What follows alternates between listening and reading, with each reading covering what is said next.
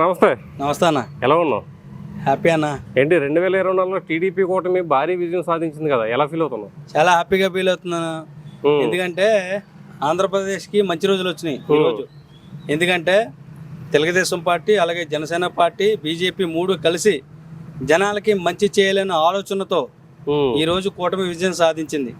జగన్మోహన్ రెడ్డి అనే వ్యక్తి అరాచకాలు తట్టుకోలేక సామాన్య ప్రజలు సైతం ప్రతి ఒక్కరూ వాళ్ళకి ఊహకి అందనటువంటి రిజల్ట్ ఈరోజు సామాన్య ప్రజలు కూటమికి ఇచ్చారు. చాలా హ్యాపీగా ఉందన్న.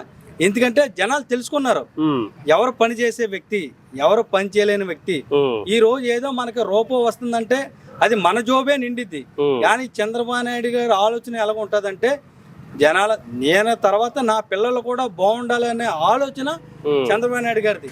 అదే ఆలోచన జనాలు నమ్మి ఈ రోజు కూటమిని నగ్గించుకుని హ్యాపీగా ఉన్నారు అందరూ. ఓకే, వాళ్ళని చూస్తుంటే చంద్రబాబు నాయుడు గారు ఒకప్పుడు ప్రతిపక్ష పార్టీగా ఉన్నప్పుడు నేను పన్నటి అవమానాలను నేను మళ్ళీ అసెంబ్లీలో అడుగు పెడతాను, నేను సీఎంగానే అడుగు పెడతాను అన్న వ్యక్తి నిన్న సీఎంగా అడుగు పెట్టి ప్రమాణం చేయడం అసలు ఎలా అనిపిస్తుంది? అదే రోజు చంద్రబాబు నాయుడు గారు ఇది కౌరవ సభ, ఇది కౌరవ సభలో నేను ఉండడం ఇష్టం లేదు, నేను మళ్ళీ గౌరవ సభ అనేది ఉంటే నేను మళ్ళీ సీఎంగానే గౌరవ సభలో అడుగు పెడతాను తప్పితే ఇలాంటి గౌరవ సభలో నేను అడుగు పెట్టనని శపథం చేసి వెళ్ళిన వ్యక్తి నిన్న అదే శబ్దాన్ని నెరవేర్చుకుని అదే గౌరవ సభలో శ్రీ నారా చంద్రబాబు నాయుడు గారు సీఎంగా ప్రమాణ స్వీకారం చేసి చాలా హ్యాపీగా ఉంది. సామాన్య ప్రజలు కూడా హర్షం వ్యక్తం చేసిన రోజు అది నిన్న. ఎందుకంటే ఏదైనా శబ్దం విసిరారో అదే శబ్దాన్ని నెరవేర్చుకుని ఈ రోజు అసెంబ్లీలో అడుగుపెట్టిన వ్యక్తి శ్రీ నారా చంద్రబాబు నాయుడు గారు. Okay, Pavan Kalyan deputy CM గా అసెంబ్లీలో ప్రమాణం చేస్తుంటే ఎలా అనిపిస్తుంది? చాలా హ్యాపీగా ఉంది.